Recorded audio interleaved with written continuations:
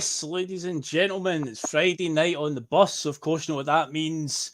It's time to get that Friday feeling. The normal Friday service is resumed because football is back. Celtic are back. It's been quite a long 2 and a bit weeks. Probably not helped by the fact that we're dead in the middle of winter and it's absolutely perishing outside. But we're back with a heavyweight contest at the weekend. Box office. You want to know what a box office match is? This is it. Celtic against Buckie Thistle in the Scottish Cup. Just what we needed. So tonight on the Friday feeling, as we do, we'll be looking forward to the game as well as talking about any other wee Celtic stories that are doing the rounds. Of course, there always is something to talk about with Celtic, especially with the men who are on the screen with me tonight, because I know they've got a few things to say about some headlines this week. Of course, Friday night is a tradition here on the bus. It's usually me and the man to my side here, Liam, the Punk Duck Wall, Canada's favourite Tim. How are you doing today, my man? Aye, doing good, Phil. God, missing the football. This is worse than international week. Absolutely nothing. I've been watching some of the highlights for the Asian Cup. That's it. But just come on, get it back. Even Buckie Thistle. Well, here we go. Sunday says I'm absolutely minging kickoff as well, so that's going to be something I'm going to bring up at some point. Because again, it's like, TV interfering with stuff again. But either way, we'll get to that in due course. And of course, tonight, as you can see below me, joining us tonight on the Friday feeling. Usually he's on the Thursday night forum, but he couldn't make it last night. But I've got him here signed up for the Friday. He's on loan to the Friday feeling tonight. The judge, Marc Cairney. Good to see you, mate. You're looking bronzed up. The last time we saw you on screen, you were live from Lanzarote, but live from your kitchen tonight. It's a lot colder here than it was last week, mate. Honestly, you're right. This morning when I got up for work, it was fucking Baltic out there, and I was sliding around the place. It was hoping anybody had a camera out and their windy watching me slide down the hill. It was pretty awful. You're doing the penguin walk. No, we're getting encouraged to walk like a penguin, apparently. Well, this is like the NHS in Scotland. They're a big plan to save millions of pounds and save people with breaking their legs is to ask us all to walk like penguins. That's the utter fucking shit you've got running this country. You know what I mean? It's nothing new there, mate. NHS and the Celtic board, two tits in the one chest. Yes, mate. Well, hopefully nobody did have the camera and catch the judge doing his penguin walk today to avoid falling over. But we'll get into it, folks. So before, of course, we do all that and get chatting about Celtic, I just remind everybody, do all that good stuff along the way. Hit that like button, helps out the old algorithm. Of course, get involved in our comments tonight, as many people are already doing. I can see 59 people are currently watching, so welcome aboard. Take your seat, grab your ticket, and all the usual stuff. Of course, head over to piesports.com, which is on that side, whatever. Up there next to Liam, you see the logo. Use the code BUS1888. Get yourself 12.5% off your tasty pastry treats order.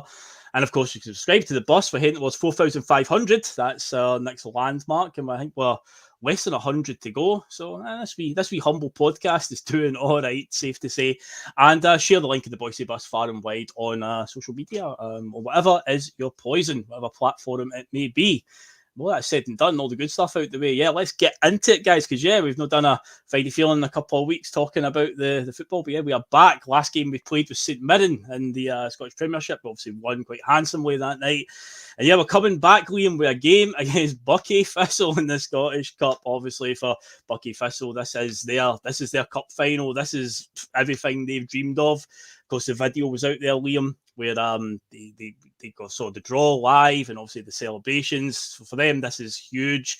But Eddie, we have a job to do.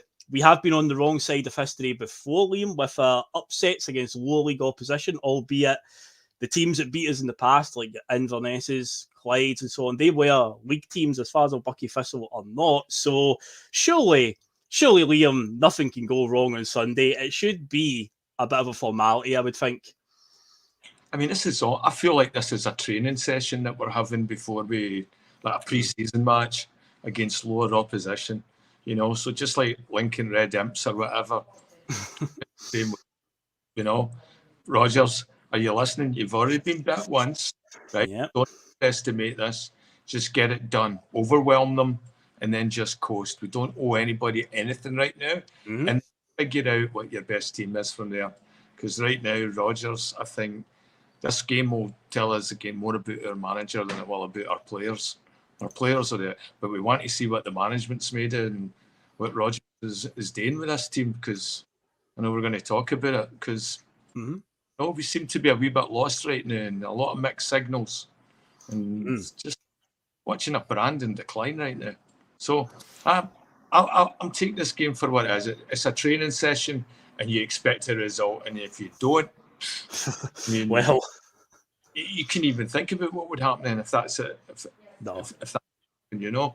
So, let's see what we got, but I don't think it's going to show me anything about our players. Yeah, I wouldn't expect any. I'm the same camp as you there. But Mark, in regards to this fixture and the grand scheme of it, the overall picture, massive importance now on this tournament because of what's happened this season. Also, we flopped in Europe, which didn't come as a surprise to many people, particularly on this channel. Obviously, we failed at the first hurdle trying to retain our treble, losing to Kilmarnock in the League Cup. So the Scottish Cup, a double, I feel like the team, they owe us a double this season because, I mean, you've said plenty of times about, domestic success. It's all about the cup finals, the big days out at Hampden. The league is obviously the most important one. But I do feel that, we need to have a lot of emphasis on this. There's no excuse not to have any emphasis on this, Mark, because we've got nothing else in terms of, distractions in the second half of the season. No League Cup, that's all over and done with. We know Europe. So the Scottish Cup has got massive importance. Get this game out of the way and then, hopefully it's going to lead us to Hampden in May and we can cap off the season. I think you've even said before, Mark, that you always feel like there's something very poetic about ending the season, the big curtain, the curtains come down in the season, Celtic being there at Hampden, it just feels right. So hopefully this is a step towards that, Mark. Well, Celtic have won about a third of all Scottish Cups available. So it's a Celtic final, it's a Celtic day. I mean, there's nothing better than seeing Celtic with the trophy at Hampden in the sun. I mean, it's every time I've been there, it's been a fantastic occasion. I think we all love the curtain coming down the season and Celtic won the trophy. And that's the way I've been used to it the last maybe 20 odd years or so. But even before that, I mean, I remember in '95 when we won the cup. I mean, that was a wee bit of joy in the middle of a bad decade for Celtic, you know what I mean? And it felt special because we hadn't won a trophy in a while, but it still feels special now. And we get the draw was kind to us. It's Buckie Thistle home. It could have been Hearts at Tynecastle, so or we could have went to Ibrox. So, but Rodgers said tonight on his presser that he wanted to pick a strong team because there's no point in getting momentum and then just stopping the momentum and starting again. So I'm expecting 6, 7, 13 regulars starting. And you remember Rodgers' first spell?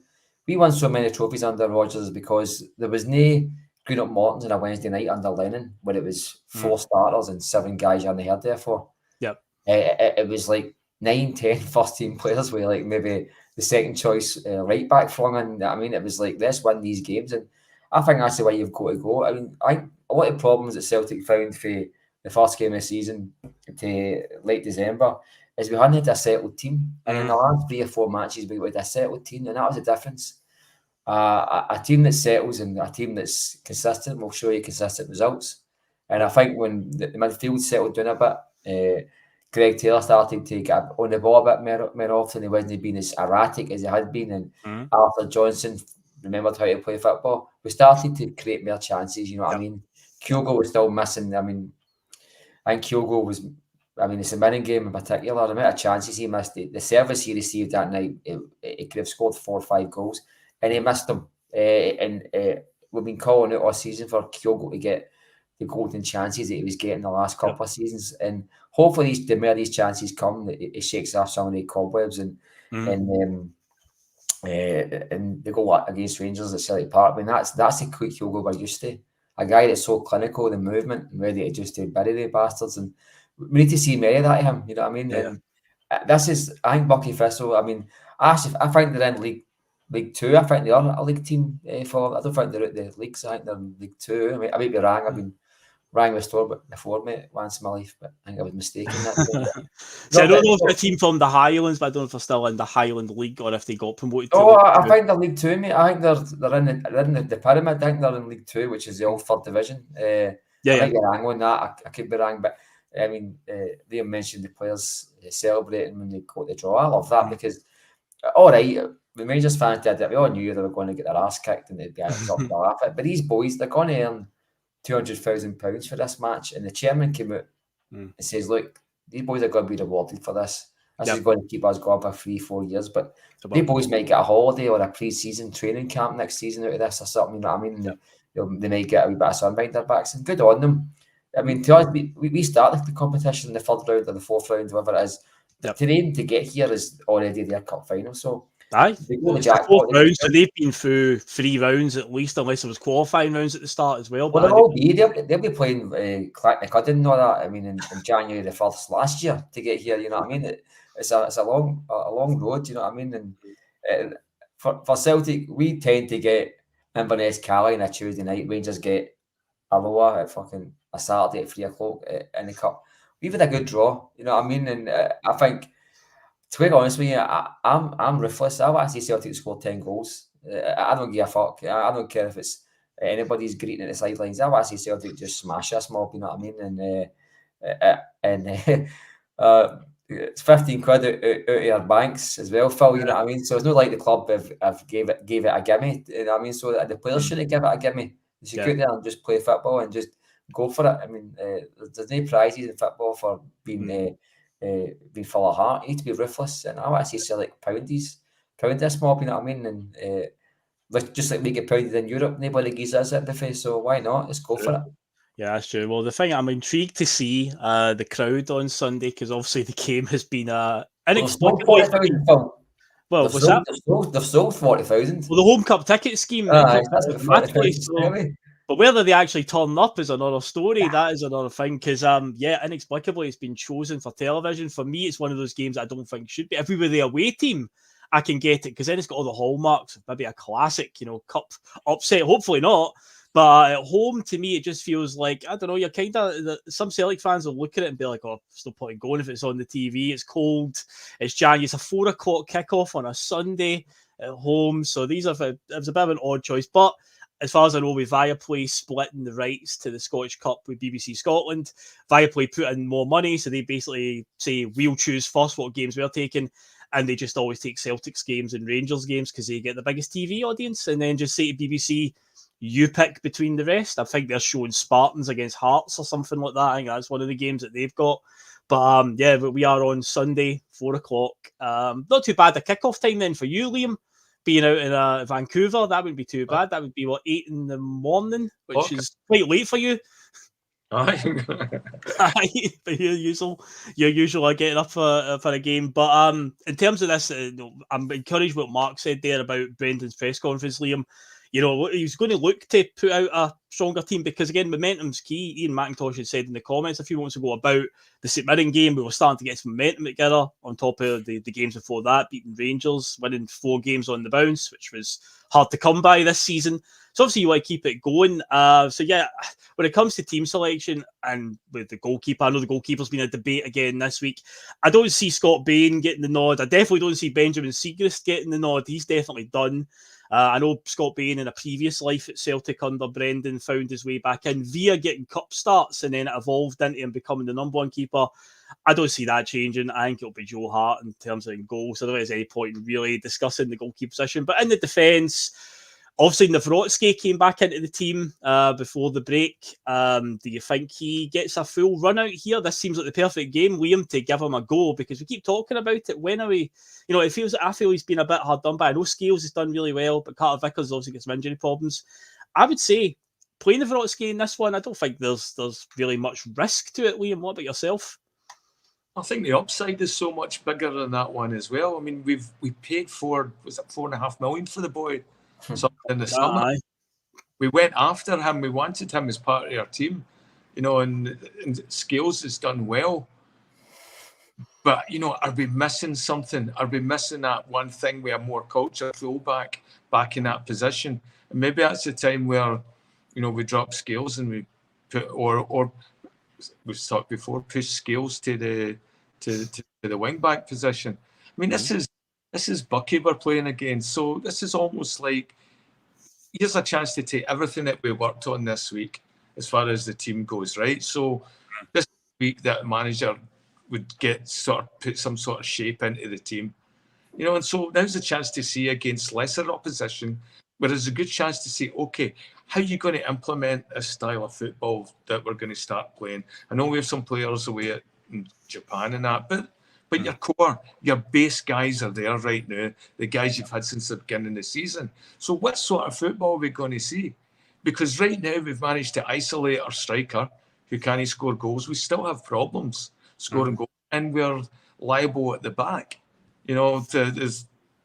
we'll see Sunday if, did Buckie come out and target Greg Taylor? That tells you. Oh man, Wow. wow. Even at that point, is somebody for that change room going to be like, I'm going to have a scalp today, and he's going to knock Taylor? I know that's what I thought about in the change room if I was playing against Celtic. So I think you just have to be very careful what we have, but there's no really, deep down, to be careful against this opposition. Don't fuck this up. So I think it'd be a good chance to come in and see what we can get out of Naraki. Skills is good, as we've said, but he still gets in the wrong side of the man. He's still anybody that can bring the ball up through the midfield. Like we're missing it. What Ayer used to bring to us, what Joe to bring to us. Something where you could take that ball and you get a guy with 4 or 5 big strides up through. Starfield was doing it with us last year, and even Carter Vickers to an extent, and that might work with the inverted fullbacks, dragging guys out the way. But even when it was Ayer, we still needed somebody, even back to Van Dijk, somebody with a big stride that can take that 20 yards through into a different zone and set something completely different. And so tomorrow will be a good chance to see, okay, is that a system we're going to try and play? Because that's what works, especially in like the Scottish football, what we've got left this year. That should be what was implemented. So I think this game we're going to go and see is right. All right, show us what you've been working all week, because the sure as fuck don't tell us anything, Well, I guess it's one of these fixtures where you can probably get away with playing a bit like that, because again, you've got to imagine any mistakes that we make, we can easily sweep them up pretty quickly. If we made any type of mistakes in Europe, we would get punished right away, but this is the type of game that we should be able to take those wee chances and just to try some things out. I don't think we've got much to lose in that one. But Mark, you mentioned obviously earlier on, you talked about the fullback. You were even praising Alistair Johnson, who's been getting a bit of a hard time, and rightfully so. Rightfully so, to be fair. His performances have definitely not been on the level of what he showed in the early part of his Celtic career.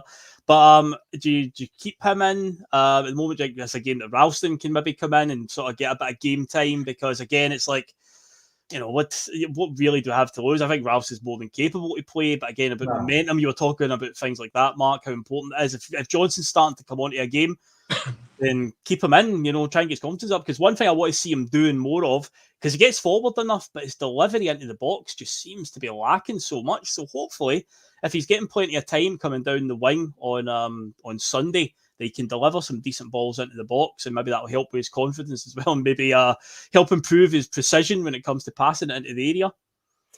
Well, I think just on the week's build-up, etc., I think we're not in a position, I don't think, as a team through the process, just to change it for one match. I think we'll just need to carry on what we're doing the last month or so, just carry on that momentum. So that, for me, that means same system, same players as much as possible, and in the same style, because we're not doing the road far enough that we can start flagging in curveballs. I think the players are just beginning to build on this new system and begin to make it work within themselves. So there's no point derailing that, guys, just for one match. That the benefits he's seen how it works against Buckie Thistle would have no long-term benefit for Celtic, but the benefits of keep the ball rolling and that train moving the way that Rodgers wanted to do, that's the real benefit. It's a momentum builder after a couple of good results in the break, and then it's almost like a free hit, because the results are given. The result's going to be a win, you know what I mean, unless the referees try their best, but which they always do. But I think the results are given, so let's no deviate the actual master plan, or at least the bigger picture on that. In terms of Anthony Ralston, I love Anthony Ralston. I think he gives you a certain thing. I think at least the minimum you want for a Celtic player is heart and hunger. He gives you both of them. But I think also he overlaps really well, and I think his crossing of the ball is, we've not got very many good crosses of the ball. And I think his crossing of the ball is really good. In my opinion, I feel like he's sharp balls across the middle of that box. If somebody's picking the balls up, he's getting 10, 12 assists a season. He's just been unlucky with some, you know what I mean? And I think sometimes the ball seems to go for a shy. But I've seen Maeda hit the Celtic club, try to cross the ball, you know what I mean? And you know what? I think for me, I will go back to Roger's words that I think we should keep it as normal as possible. But also, you know what I mean, there is scope for the players that haven't been getting a game to get minutes. I think Rocky, I mean, Liam said it, why not give Rocky a game? Yeah. I think Liam Scales, he's probably, for me, been the most consistent defender of the season, because Carter Vickers has been out a couple of times with injury, and Scales, I actually seen that Scales is number 1 for most successful passes in Europe. I seen that the other day there. I haven't seen the stat, but again, it can be one of those ones about like when Scott Brown was number 1, where but Celtic's I'll read a wee bit about analytics, and Celtic's most used pass is Joe Hart to Greg Taylor, then it's Joe Hart to Scales. So he's on the ball quite a lot. Yeah. So to get a high percentage of that, relatively, it's still a really good start, you know what I mean? And we put a lot of pressure on our defenders to build for the back, as Liam said again, make the 10, 15, 20, 30 yards strides to bring Carl McGregor into the game, get our fullbacks a wee bit of space. So there's a lot of pressure on him. Aberdeen last season, he was more like a left-sided centre back, and sometimes he was playing fullback. That wasn't his role at all. So this is a new thing for him, and he will get better. But it's encouraging that his passings. My dad seems to have a thing about his heading. My dad says every time he heads the ball, it goes to an opposition player, and he probably does. That he's probably spot on there. I noticed that. But I can say the same about Palmer not taking a man on. I can say the same thing about. Sometimes I think Kyogo is trying to be too busy rather than getting himself in the right areas. There's criticisms of all your players. We've not got the finished article in any position, because the minute they're getting close to the finished article, they're out the door, like we might see with Matt Riley. And this is the thing. I think so. It's Sunday for me at 4 o'clock. Fucking mental time, you can imagine. It's not the kind of game you put on telly, because you're wanting the TV audience is to be as big as possible. That tends to be an away game where 95% of the audience is shut out the match. We're going for a big percentage of the match, paying for tickets, and probably, as you say, no go. But it makes me a sense for the away games to be on. But fair dues, because of folk that don't want to go out on Sunday afternoon to sit in and chill. Right. I'm not entirely sure how good this team is, but one thing they're going to be, I mean, they might not target the fullbacks, but any team at that level, their game plan is going to be hit the ball on a diagonal and release pressure for at least 10, 15 seconds as much as possible. That's if they'll get a target man, they'll hit him too, but they'll just go on the diagonal with the ball, get the ball out for throw-ins, things like that, anything to the dark arts. So it's all about Celtic, and as I say, don't deviate for the plan, because there's no benefit to it other than the level of opposition isn't of such that anything that would work would be relevant to the season. Yeah, exactly. So, but the benefit of just playing the game normal would be you're giving the guys more minutes playing the system. And if it is a training session, as one he's mentioned, great. I mean, Celtic don't do enough of this. You know what I mean? They don't do enough of like organising wee kickabouts when the season's on a break. Sometimes you'll see them, they've played somebody in Dubai and it's some school team or something. But when it comes to like when we've got 2 or 3 weeks off, you don't really see much games in, you know what I mean? Just bounce games within themselves at Lennoxtown. So let's treat this as a almost like a pre-season kind of like a pre-first match friendly, where you're running into you want to get into the false team and just go for it. Because as I just said a minute ago, there's no point us being nice about this. If the goal's open, I want to get as many goals as possible. I mean, if it's 10, 12, 13, because we're press would love nothing more apart from anything else to say that Celtic just beat Buckie Thistle 4 or 5-0. I mean, they would, by the way, they would spin it that way. Yep. They would. I mean, I remember Whitehill Welfare. Remember they beat them 2-0 or something. Remember? Oh, is this Tommy Dunn's era? I think. Oh God! I remember who was it? We beat a Hamden pretty bad, a pretty poor team. I know there's been a few of them, mate. You know what I mean? And I think underlying and all, we took us 2 games. To beat Arbroath, Adam Matthews, wonder goal. Yep. And I don't think that's going to happen, far from it, but I just want us to go out there and impose ourselves on the match. It's Celtic Park, that pitch is probably twice as big as anything you've ever seen as well. So they'll be on their arses after 15 minutes. And I know. I mean, I mentioned I think Stephen Welsh has been in the papers every day this week, and so he's going to start. I mean, he's. Is he not out injured? Did he not dislocate his shoulder against Rangers? Well, he's had an interview. He done the pre-match presser of the day. Ah, right. He had a double interview yesterday with his cousin who plays with Buckie Thistle yesterday. And then he was flung up in front of the cameras today because it's his birthday. So he's definitely he's heard in. There's no doubt about that. He's getting a game. I mean, if it was me, I'd be sure a game I know. So he's got to be starting. And I was quite encouraged by Stephen Welsh. I'm not his biggest fan. I mean, I've told you before but I thought against Rangers we lost a wee bit of an edge when he could pull it off. And he was playing all right. He was playing fine. Rodgers has always got surprised. I mean, you remember when he took over, all the players that just came to the surface. I think Skills is one. Listen, he's Irish, right? If we had signed Nuroki or we'd signed Lagerbielke and he played minute for minute, kick for kick, how Skills is playing, we'd be sitting there and going like, what a fucking player we've got. Instead, you've got fucking half-wits in their support saying, oh, he's got a glass ceiling, he's got limited ability. Of course he's got limited ability. He's at Celtic, for fuck's sake. But the fact of the matter is, the guy, they're all waiting for him to make his first mistake. His first mistake is going to be get him out of the team. You know what I mean? And I just think he's got flaws, like his head on him. My dad says quite a lot, he's got a bad head on him. But do you know what? See if his flaws is the wee things that we need to tighten up. See if he's no getting away goals left, right, and centre. If he's not getting beaten the jump the way Cameron Vickers does sometimes.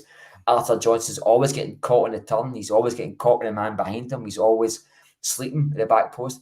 He's not doing any of that, Phil, you know what I mean? And I think we need to remember that when we talk about Liam Scales. And I think if we've got Liam Scales, Nuroki fit for Sunday, one of the two should start, and I think Welsh will start. They need to start flinging in dumplings for the academy to give them game time. No, definitely. I mean, the academy players are showing they can't be. What's the one you always use? Civil service strollers and stuff like that. I think they're 22 points behind the leaders, and there's something like 14 points behind the Hearts B team. I mean, this isn't the Celtics under 21s here. This is Celtic's B team, and they're 14 points behind Hearts B team. That's a big, massive gap. You know what I mean? And we should be sitting there, if no first, we should be sitting there second, third. You know what I mean? Just really, and we're sitting. I mean, I've seen about getting beat off of teams like fucking Gretna and Force Mechanics and all that. This is a Celtic B team who on any given Friday night could get a phone call to say, you're in the team tomorrow. You might be in the match day squad, yeah. Because we've got injury. These guys should be almost ready to step into a match day squad. Instead, they're going to places like Lynx Park and getting beat 3-4, 5-0. And that's no a Celtic B teammate who mentioned it. And the talk of Rocco Vata. There's been 3-4 managers come in, and Rocco Vata's a young boy and all the rest of it.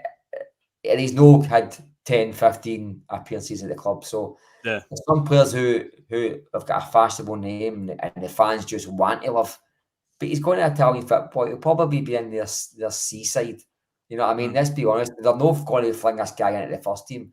We're going to lose Rocco Vata. But see, the fact of the matter is, if it was any good... he would be in the team. Yeah, he would be in the team. Yeah, you're right. And I think Bologna, I think Bologna, they own Van Hooijdonk, don't they?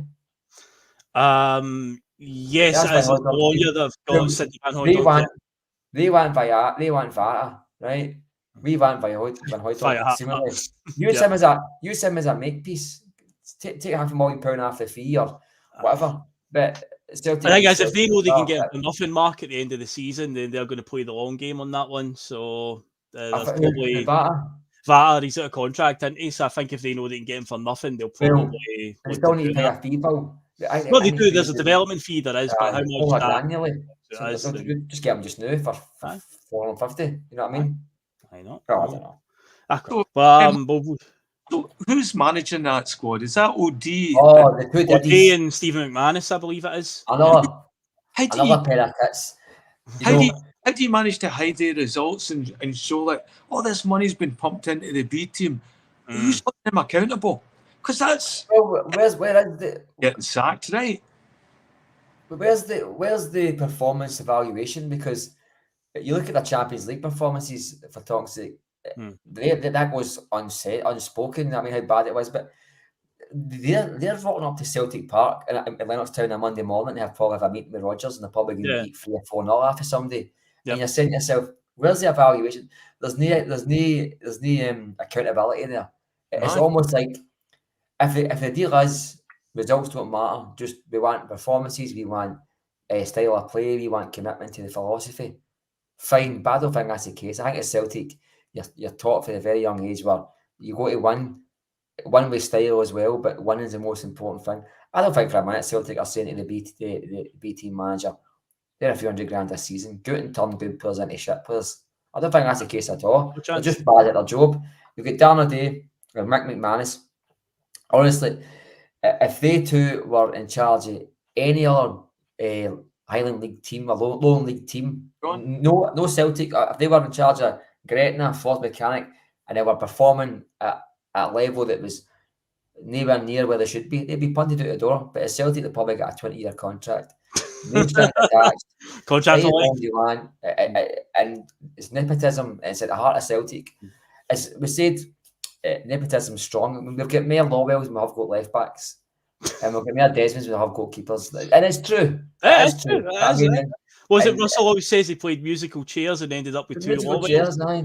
And always lands on somebody's son or cousin, didn't it? It's amazing how when Celtic did a scouting, they spent something like tens of thousands of pounds. They paid a company to scour the globe, look for the best person to do an evaluation on Celtic Football Club, scour the globe, and then they came to the door. They just happened to be Gordon Strachan's. Can you believe that? Can you believe the fucking? Look what a great job! He delivered how he set it up. He set up all that for us. We're all good. Good teammates. We're all good teammates now. Well, I'll tell you what. Winners, just good fucking teammates. I'll tell you why Gordon Strachan is so highly thought of, and Roy Keane gave it away last week. He said that Gordon Strachan just couldn't be asked buying players. He wanted the club to buy players because he thought it was a bad evaluator of players. He said he was a bad player picker on the transfer markets. So he's come in, and Lawwell said, "What? Say that again? You don't like buying players?" So they wanted it back to him. And under Lennon, when Lennon was going to get a sack, it's a well-known fact that Martin O'Neill and Gordon Strachan were approached to come in October, November to take over at Celtic, and the two of them knocked it back. So we all know why Gordon Strachan's opinion is so highly thought in the Lawwell's house, you know what I mean? And so we're digressing, but anyway. But what you said is true, because me and Russell were talking about that on Sunday, and right away the first name that came to my mind about the Strachan story was Gravison, because Strachan has said many times about there was a game against Man United at Old Trafford where it was that night that he realised Thomas Gravison ain't for me. So that was the case of he was probably told, here's Thomas Gravison, do what you want with him, essentially. Work with him, and that to me, because if he's coming out and openly admitting that he didn't sanction that or didn't like him, essentially, it's like, well, it's a guy for Real Madrid. Surely you must have had some sort of say in that. But to me, the red flags are now there when you hear that story with a bit of. I'm going to hear just now, Phil. I think the red flags are here. 2 weeks ago, you Brendan Rodgers sitting, and he's mentioning. I mean, the word he kept on using the word quality. Quality, yeah, he said it a lot, yeah. And knew his word of the week is at Sesame Street. The word of the week is fucking squad. I mean, I watched his presser this afternoon or this evening, and it was like, honestly, like 10 times he used the word squad.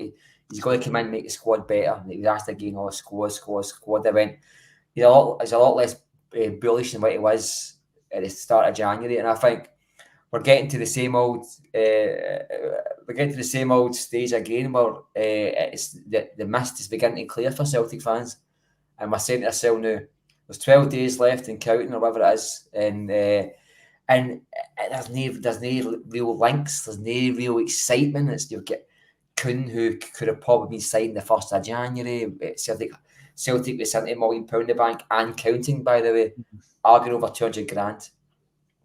This is ridiculous. He could have been in the 4th of January. He could have been. I mean, he was signed with an injury for a start. And you know what? I'm like, I can't stand that. You know what I mean? We don't tend to buy players that are fit. I mean, we've got Telio. He's just beginning to find his second football boot. You know what I mean? And he's been parked away to Australia, and he'll probably not come back. Good for his national team for an international tournament, but can't even get on the bench for us. Well, see, honestly, the standard in Australia is really bad. I mean, as you're talking. Correct me. You're talking like pretty low standard. I mean, I've seen a goal that Lee Griffiths scored. I know the game you're talking. There's about 14 fans there, and 13 of them were there doing that, cutting the grass. You know what I mean? You wind up squaring up to one of the fans on the sideline. Oh, he probably did. I mean, I seen man, he flung a firework or something into the. Well, was it Dundee? That's right. He kicked a flare back into the crowd. He's the most bizarre guy in the world. I mean, I remember. I mean. This is one thing that sticks in my thought about Ange Postecoglou and the myth that he was ruthless. He came in and it was almost Neil Lennon, Lee Griffiths was done. He was done. He spent a full season in a most important season, a long 10-in-a-row season. He was unfit. He was eating kebabs and castle milk, you name it, right? And he either sanctioned or he approved in some way Lee Griffiths getting a 1-year extension, right? The next day, he get caught texting a 15-year-old lassie, allegedly. No, my words, the words of at the time the police wasn't arrested. It was investigated and arrested. But the next day, that happened. The following weeks, we get a home friendly match against West Ham. And the guy should not have been near the park. If it was made clear by the Celtic fans that we did not want a guy of his reputation. And he brought him on to the biggest chorus of boos you've ever heard in your life at Celtic Park. I was even a bit taken aback. I felt a bit upset for the guy. Yeah, I didn't actually fuck him. But I thought, he can't be the most ruthless person in the world, yet sanction that move. Watch what happened with the text of the young lassie, and then still bring him onto the park. And I thought to myself, it didn't add up. You know what I mean? I'm digressing again. It's right. Don't worry. I must go to the pod for a bit. You're making up for lost time. Ultimately, we were talking about that was Nawrocki and Scales, I would say. But with the centre back pairing, but midfield, there is something I want to home in on the midfield because there's a lot of headlines, Liam, and it's the headlines we don't want to hear right now. Matt Riley is getting linked to a move away, which shouldn't come as a surprise to anybody because he is a quality player. And actually, the Celtic board are always looking, Liam, to cash in on quality players. But you don't do that at this stage of the season, especially with what we're trying to achieve. You know, the league title is huge this season because of the riches that come at the end of it. Of course, on the other hand, you could argue, well, why is that? Celtic clearly don't invest it. So what? But we obviously just, we've got to just get that Champions League and the prestige of being in the Champions League again to get those big fixtures next season. New format, especially, some extra games to play, those big European nights. So we can't afford to let that slip. So giving away Matt O'Reilly at this stage in the January window would be absolute madness. It seems like Brendan today in his press conference did do the whole first I've heard of it, which I think he's probably telling a wee lie there. I don't think you can really ignore it. It's been everywhere, Brendan. I know you're probably playing it cool, but yeah, you're acutely aware that there's definitely been headlines about him. But I did say as well in the Boys of Us chat, and we're talking about it, I sense an Odsonne Edouard Moussa Dembele situation where the replacement is already in the door. Because when Moussa Dembele left, a lot of people were like, we've never replaced him. We've not replaced him. Odsonne Edouard was the replacement the entire time. And I think Paulo Bernardo is on that trajectory to be the replacement. But as also said today, we need more than just that. So if the board were to do something mad, Liam, like sell Matt O'Reilly this window, which I hope they don't do. I really hope they don't. But if they did, hypothetically, and they were to say, cash in on getting the Bernardo deal done now so it's official, they need a wee bit more than that. We can't be affording to lose Matt O'Reilly. And in regards to the team on Sunday, again, strongest team, I think O'Reilly will start. I think Bernardo will start because Tati's obviously sitting in the bench in Japan or in Qatar right now for the Japan national team. So I think they two will start. Keep that momentum going because they're starting to gel together, the two of them. But in terms of the O'Reilly headlines, though, are you worried Are you a bit cynical? Are you kind of like, nah, we won't do anything daft like that, or are you just waiting for the board to do something silly between now and the end of the window? We want Mark Lowell to do something, but we don't want him to. Yeah, fuck off. What that? Don't do that. Right? It's like, I hope it's somebody else calling you back with a left back or something. No, the one for CCV or Matt O'Reilly. Fuck, you never know where board at. I mean, like, it's like, Girona, we've all talked about Girona's not got the money. Their biggest ever transfer fee is like €7 million or something like that. So they don't have it. Other people have mentioned it, but it's a gateway into the City. City group. We might as well be a gateway into the City group. We're a gateway into the City group. We're a de facto member of the City group. I know, just like, we might as well be in there. But we even find the money in. Maybe that's dried up lately as well. Is it like a place Mark Lowell doesn't he know a Celtic fan, doesn't he have a feather at Celtic that he can tell players to? But all the connections seems to, we're not even looking at anybody in the City group these days. No, none of that. Yeah, this is where you'll figure out who sleek it if like Rodgers is at that point.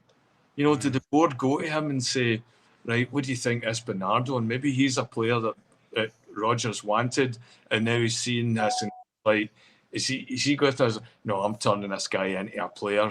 If we get crazy money seller, I'll make this happen. Because I don't know, like the way he's coming across is he just wants to be loved by the fucking board now.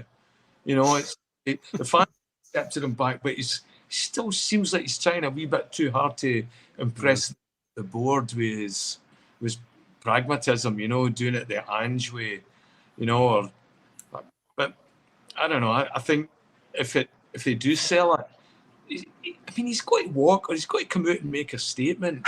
Yeah. And even if it is to say that I see something in Bernardo, it's not the same. He seems to be very neglectful and to strengthen it. We're in a title challenge right now. We're only 2 points. That's nothing. Yeah. You can get that with a bad referee call, and we know they pick up points with good referee calls. It's that much a hairline between the two decisions all the time, and how we stay on top of the league. So I don't know. It's got to get the finger out and come out and make some sort of statement in 10. If there was a time to come out, you've had like 2 weeks off. For some reason, I think our players had a week holiday as well. A few of them were in Dubai, which I know sends shudders up the spine of many Celtic fans when they hear that name. But a few of them were out there, I believe. Yeah.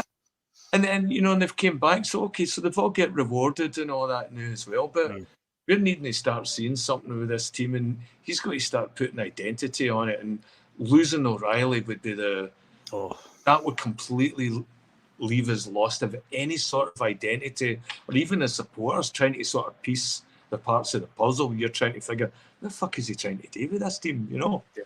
And definitely.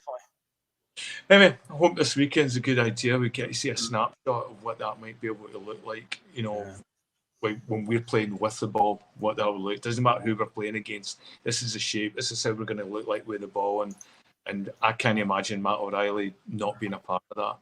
No, definitely not. Although, Mark, I sent you a tweet this morning that was nightmare fuel, where somebody had predicted, watch this, we'll sell Matt O'Reilly and David Turnbull will get announced with a new contract within 24 hours. That is definitely not what we want to see. As I said again earlier on the group stage, I think Bernardo is a good, I think he's on the right trajectory. I think he is a good player. I think he's starting to show it now. And he will be somebody that I think can replace Matt O'Reilly in due course. But it needs to be more than just that, because, going back to that point there, if this did happen, and I say hypothetically, hopefully it doesn't, but if that did, and we did say cash in and get Bernardo signed up permanently, great, but then let's say he cops an injury, which we've been getting a lot of injuries, then what are you left with? David Turnbull, who's running down his contract, Thiago Holm, who doesn't really seem to be at it yet, Iwata, who shows moments where he's okay, but doesn't seem to be really Brendan's favourite. And it's like, it would need to be more than just that. But at this stage in the window, with less than 2 weeks to go, it's unthinkable that we could allow that. Well, I say unthinkable. This is a Celtic board we're talking about. Nothing's unthinkable when it comes to them. But you've got to imagine that if O'Reilly's going, it would be the summer. That would be the common sense thing to do. And then hopefully they do their due diligence and they get all the the replacements all sorted and get all that area as strong as it can be. Because right now the idea of him not being there, the way he's carried this team at times, Mark, is terrifying. Oh, mate, I'd rather share a sleeping bag with a flatulent Susan Boyle than fucking sell Matt away. I think that'd be fatal to Celtic's season. I think the wheels just start to come off the bus. I really do. And, I must admit, I can't see it happening this window. I think longer term, summertime, he's going to go. But my worry is what's the plan? Because Bernardo on the outside looks like somebody that can replace him, but they're different types of player, Phil. They're almost not in the same position, you know what I mean? Yeah. So you need to be careful what we're suggesting here, but I don't really know. I mean, David Turnbull, I mean, he's one of the guys I think we've got to start pushing out the door this window. Agreed. He's going to go for nothing in the summertime. Why not just let him go for nothing now and Exactly. bring somebody in? Here's an example for the past. They were quick enough to push Joe Ledley out the door for a couple 100,000 just to get something back. Remember, Joe Ledley didn't even want to leave, and Joe Ledley was one of the better players. But David Turnbull clearly isn't signing a new deal.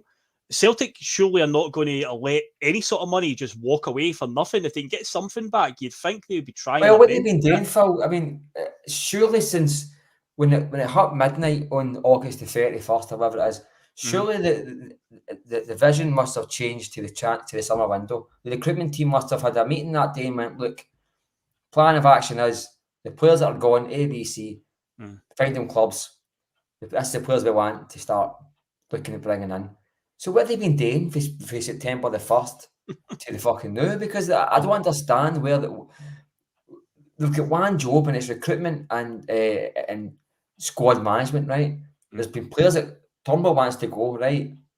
He's good enough that he can find a club. And we're talking now January the 19th, and with all 8 months, all that time, he scored goals and still nobody's in for him or nobody's. They should be finding clubs for these players. If they can find somebody to take a water, a Quan, sorry. Well, that's true. And somebody to take fucking Gucci and a Yeti. There's somebody that will take Dave Turnbull. And there've been no links to these players. I mean, I just don't. When we knew last January we needed a keeper and a left back. We're now in January. We're still in a keeper and we're still in a left back, and we're not going to get them, right? But we knew in September the 1st we needed players out the door. Rogers has been saying for about the last 2 months now the squad's too big. We need to let go of some players, blah blah blah. We've got one away at Motherwell on loan, one away to Japan, 2 away to Japan, and one away to Simon. There's been another 10 still waiting to go out the door, and we've broke one in. And surely the finances don't dictate that we need to sell players around players before we can bring them in. There's still no keeper movement at all. I mean, that's just farcical or fantasy stuff. We're going to bring in this £10 million Keller or whatever. That's just not going to happen. Including last weekend, this Keller guy. So it's not like he's out the pitch at Liverpool. He's probably got a place for them. You don't play last weekend for Liverpool and then go to Celtic to be. Yeah, they're looking for a pretty penny for him essentially. Well, I read the volume at €26 million, but they can. That's what I read, but I did see something like £10 million is more accurate. Celtic won't spend that. I think Celtic want a full bench of players for £10 million. But it's like, I mean, fuck me. How many times have we got to sit here and say, am I going to be sitting here in January the 30th, banging our head against the wall, looking at that yellow bar across the telly, hoping that some third choice fucking Aston Villa striker's going to come on loan? And I put it this way, by the grace of God, we didn't lose Kyogo, right? But can you imagine? So our management team knew in the summertime, they knew that the best case scenario, we would lose Maeda, Hatate, and Kyogo. If they all played well, they were all gone, right? And chances are they should have all went anyway, right? And Tellio, right, if he turned out good. Not one of the players has been replaced. There was no structure in place for anything to be replaced. And this was before Kyogo didn't get picked. This is before that. That's only happened a few weeks ago. There was no plan in summertime to get players bedded in. It was, fuck it, let's see what happens. If it crops up, we'll try and get somebody on loan. And is that any way? a football team, a club of Celtic stature should behave. No, I you mean, want to be a big surely- club, you need to behave like a big club, and No, they fly we by act, the seat of their we pants, act Mark. like, we act like we're a big club, but Mm. really, like, the grand scheme of things, we we're ran like an amateur club. We're just happy just to do the bare minimum. You know what I mean? The bare minimum is just, we're not interested in broadening the club's horizons. We're not want to expand. We don't want to expose ourselves. It's just a case of make as much money out of the same resources as always. And it's like, oh, this like the Asian market, which is overrated. It's not that big at all. You know what I mean? It's you get eyes on, but chances are like the most you're going to get after him is maybe the odd testimonial match, or you get the tournaments you went to in summertime. We're not going to get 10 million fans out of it. That's just fantasy stuff, you know what I mean? It's just the chances are Celtic, we don't buy players that and hope that one or two hits. We just buy any old shite, Phil. You know what I mean? It's like you look at the summertime there. Bernardo, listen, and before we start talking about signing Bernardo, let's get one thing clear here. Let's get one thing clear. Until December the 20th, not one person in the Celtic support would have signed him. Not one fucking person, right? Mark, I said it loads of times. The best way I could describe him was nondescript, because I couldn't tell you what he did. You asked me after the Hearts game, we're going to bring Bernardo in. What's he going to give us, Mark? I said, I've not got a fucking clue. Nope. He's just one of the games that I've played that was just, he's been there and you never knew he was there. Just drifts through games, you know what I mean? And invisible is the best way I could describe him. He's played 3 good games, but the level that we've saw in the 3 games is Scotland, to be fair. But the level he's played at tells us that there's a player there that has definite talent there. So definitely. But I wouldn't go like that just now. That's £6 million. Yeah. I'd wait till summertime. You know what I mean? But my fear is like you, Phil, that the option is signed David the Tornado Turnbull, who just spins the he just gets the ball and you watch it. He just spins the circle, looks up, and makes the easy pass. One day he's going to bury himself that far down. He's going to fucking drill through the core of the earth and end up in Australia. That's how much he spins on that ball, and that's probably what Plan B is. If you can't get O'Reilly, and by the way, can I just say one thing about Girona is a top of the league just now in La Liga, right? They'll have sights to finish in the top 5 or 4 and get in the Champions League place. If that club who's going to make more than 40, they're going to make 60, 70, 80 million out of the Champions League, whatever it is, they'll make a lot more than us, right? They get that TV pool money that these people don't get as much. They would gamble 25 million on a Matt O'Reilly. Of course they would. If they thought, they're 7.5 million just now, but until certain clubs see the next step to their progression, they'll not gamble. Celtic are storming on the edge of good things a lot and take 2 steps back. A lot of clubs go to the edge of where they've been before and take a leap of faith. We don't. We take 2 steps back, and Girona might just press a button on a 15, 20, 25 million pound player, and it could be Matt O'Reilly. You know what I mean? It could be Matt Lucas, but you never fucking know. I mean, it could be a Celtic player, but I don't see it happening. I think the way I'm seeing it, I think the player's happy in his own space just now. He knows that. See, come summertime, this isn't a World Cup. He's played about 2 seasons of good football. There's eyes watching him. They're not going away. There's teams watching him from afar. This is the guy who's played 4 good World Cup games and his highest potentials at the end of that World Cup. There's more thinking behind his career path, Phil. You know what I mean? And so that's what I'm thinking. He's probably thinking to himself, methodically, longer term for my career, I can't wait to some summertime because I might get an Aston Villa in the EPL, which isn't the fucking golden goose, but it's still 70 grand a week, and it's still perform well like Wanyama, you go to Spurs, perform well like Van Dijk, and you go to fucking Liverpool. That'll be on his mind. There'll be nothing telling him behind the scenes he's not good enough to do that. So that's my positive look on it, where I don't think he'll go this summer. This January, but don't think for a minute that clubs like Girona can't speculate and go. But that's City group link as well. I say if he was to go there and perform well, the eyes of Manchester City and Pep Guardiola are on him because he's right in that network. So The first episode, I mean, I do think he's got a better trajectory than just jumping to the first Gary Hooper type. I'll go to Norwich City. There's more to than that, Phil. There's a guy here I think he's 21 still, maybe 22, and he's got Romano talking about him. He's got that. I'd probably say he's one of the most looked at young players across Europe just now with all his metrics and all that. I bet every club who has a club has got their eyes on this boy now, or at least monitoring the guy in some way. So he's got the ball in his court, and he will be thinking to himself, Girona would be a perfect club. If I'm 25, 26, I'm waiting for my last 1 or 2 contracts, I want a big move. But he's 21, 22, and he's got his big move ahead of him. He's just starting his big moves. And for me, that means holding after summertime. I think behind the scenes, I think the news was broken by the Italian Sky Sports, like telling the British Sky Sports that there's Girona want him. But there's been no kind of like digging behind it. There's been no quotes and anything like that. So vague. They probably asked for the guy's metrics. They probably asked for the guy's stuff, and they've went, "Oh, he's a player we're looking at. He's on the list of players that we would buy." I meant the Spanish Sky Sports. No, Italian, sorry. You know what I meant? Well, we get Genoa in Italy and Girona and Spain. Yeah. Very, very similar. I've already mentioned Genoa tonight.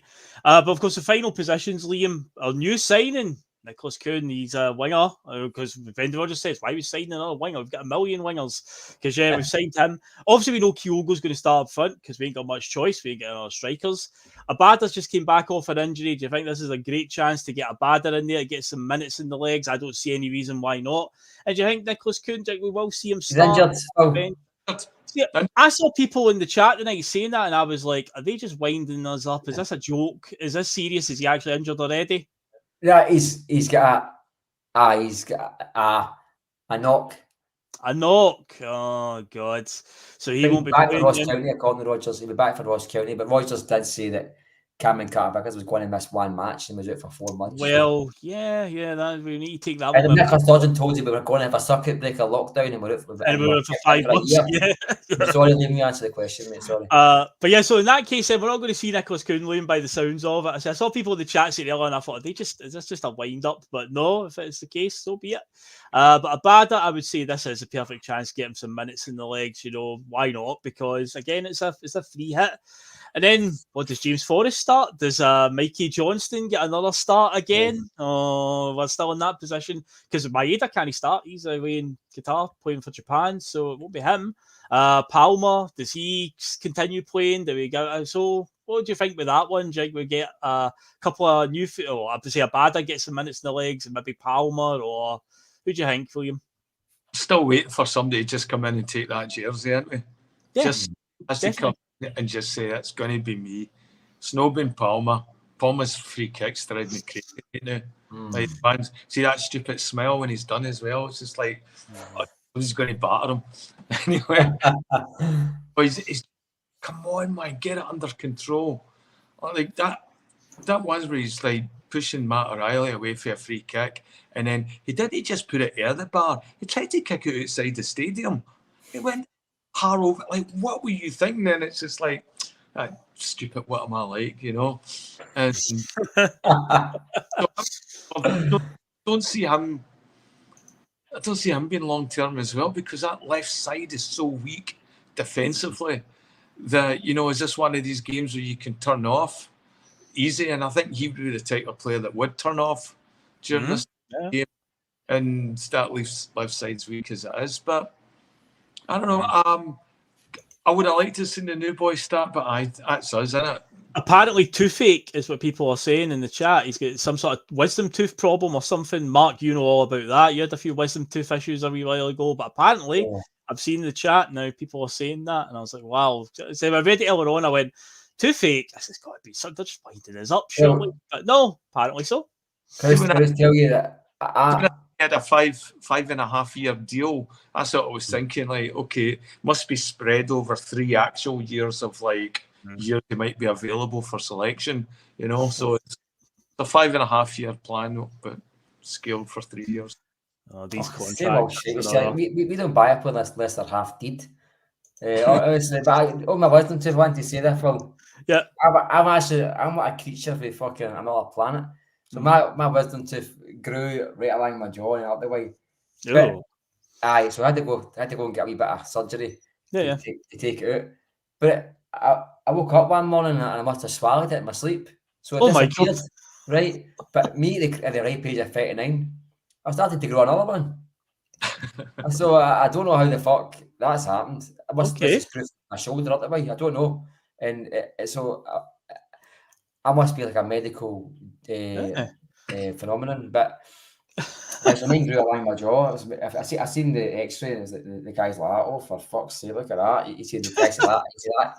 He went, "That's you're going to be knocked out to get that done." I went, "No bother." And it was £300 for for the jag. It was £250. I was like, "Oh, you bastard!"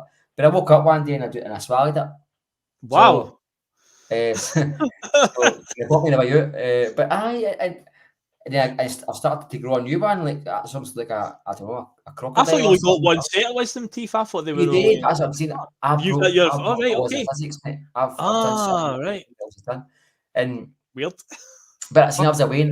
I was a really young Wayne.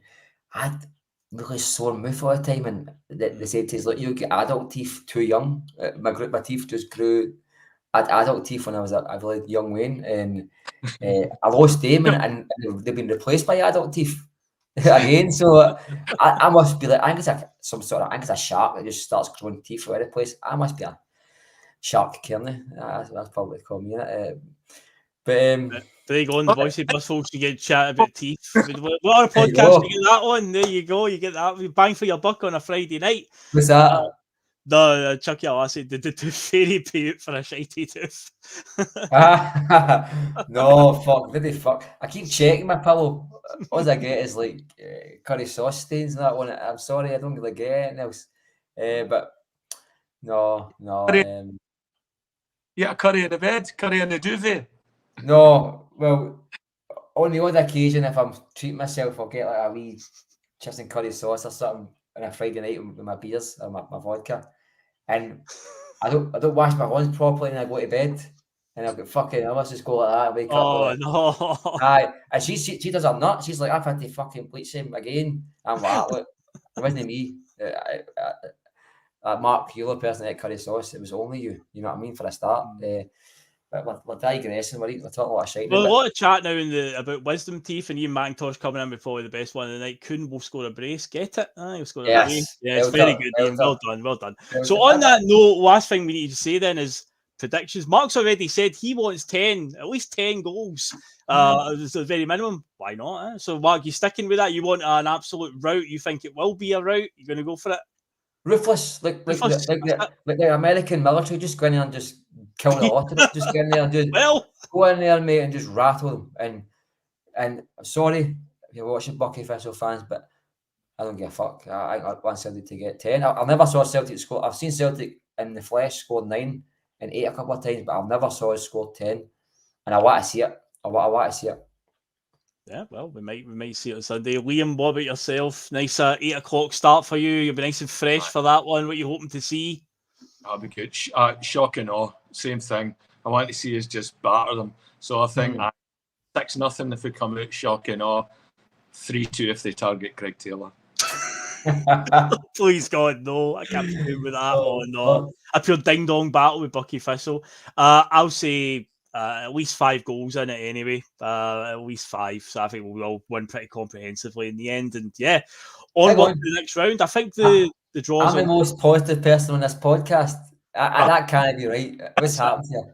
And just try to nail down. I mean, I think it'll be a barrel load. Just try to nail down a number is pretty tough. Just try to pick one. So I'll just say at least 5 goals in it. I'll just keep my options open there a wee bit.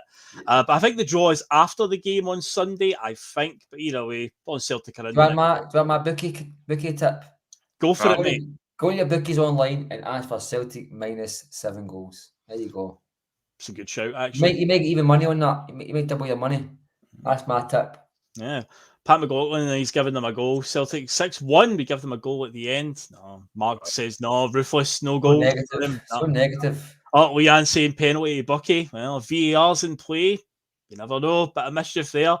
But yeah, we can end it there, guys, because we've covered everything. So yeah, I say Friday Feels now back because Celtic are now back. So PMP will be on Sunday, obviously, Sunday Eve. Sunday Blair, I believe, will be on beforehand, but David will be taking control for that one. So obviously he'll get that all set up.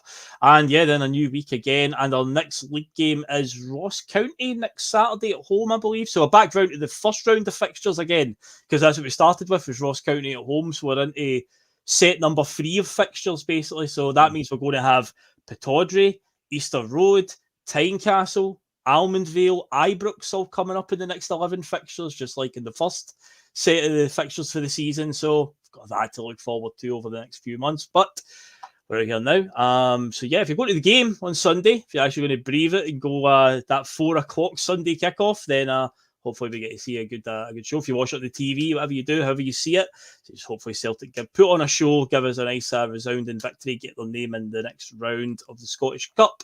And yeah, guys, we will head off now. So thanks for joining me as always on a Friday, Liam. Always good to have you on, mate. And Mark, you've been absolutely on fire tonight, making up for lost time, mate, because obviously you've not been on for a wee while. So you were certainly making up for it. And yeah, guys, we're out of here. So thanks for watching. Hit that like button on the way out, and we shall see you later, folks. Cheers, guys.